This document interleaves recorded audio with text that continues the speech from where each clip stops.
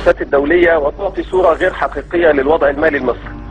قانون الموازنة بينص على أن تشمل الموازنة جميع الإيرادات وجميع المصروفات، لكن الموازنة في مصر تشمل 20 فقط من الإيرادات عبارة عن الضرائب وعوائد البترول وقناة السويس والهيئات الاقتصادية بإجمالي 285 مليار جنيه. أما 80% من الإيرادات فلا تدخل ضمن الموازنة وتذهب إلى الصناديق الخاصة التي وصلت أرصدتها إلى 1272 مليار جنيه.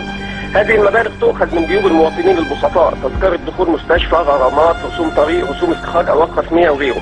عدد الصناديق يزيد على 10,000 صندوق، كل منها له لائحة خاصة ومجلس إدارة يحصل على نسبة من إيرادات الصندوق. جهاز المحاسبات رصد مخالفات خلال العام الماضي وصلت إلى 3995 مليون جنيه، بخلاف ما يحصل عليه أعضاء مجالس الإدارات وغيرهم من المسؤولين من أموال تزيد على 100 مليار جنيه من جيوب الفقراء. من أموال الصناديق تصرف في تهاني تعادي ومكافآت وهدايا وشراء سيارات وتجديد مكاتب المسؤولين. الموازنة الجديدة اللي هيناقشها مجلس الشعب الأسابيع القادمة بها عجز متوقع 187 مليار جنيه، مما سيصل بالدين العام إلى أكثر من 1200 مليار جنيه، وستكون فوائد هذا الدين في العام القادم 92 مليار جنيه. هل نستطيع هذا الدين فورا؟ نعم. هل نستطيع مضاعفة الرواتب والمعاشات؟ نعم. هل نستطيع الارتقاء بمستوى خدمات التعليم والصحة والإسكان والنقل والمواصلات لتصل إلى المستويات العالمية؟ نعم. لكن الحكومة بتتعمد إصدار الشعب لصالح قلة من المسؤولين الذين يحصلون على الملايين من الجنيهات شهريا من جيوب الفقراء. لهذا يتم تزوير الانتخابات ومحاربة دعوات التغيير والإصلاح واعتقال الشرفاء. تقدمت بالاستجواب اللي أشرت إليه أستاذ أحمد، وكان من المفترض أن يحدد له موعد للمناقشة اليوم، ولكن هيهات أن يناقش مثل هذا الاستجواب.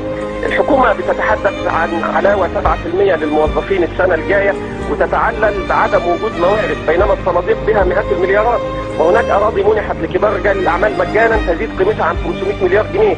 هناك غاز طبيعي يصدر لإسرائيل وغيرها من الدول بأسعار أقل من سعر التكلفة يضيع على مصر أكثر من 100 مليار جنيه. البترول المصري أستاذ أحمد بيصدر منذ 30 عاما، منذ توقيع اتفاقية كامب ديفيد لإسرائيل بسعر ثابت قدره $6.8 للبرميل. هناك متأخرات ضريبية على كبار رجال الأعمال والصحف القومية تصل إلى 60 مليار جنيه. هذه يعني أكبر قضية فساد في تاريخ مصر وأكبر جريمة لنهب المال العام في مصر، ويعني يا ريت الشعب المصري كله يتكاتف من أجل دخول هذه الأموال إلى الموازنة العامة لتحل مشاكل مصر فورا.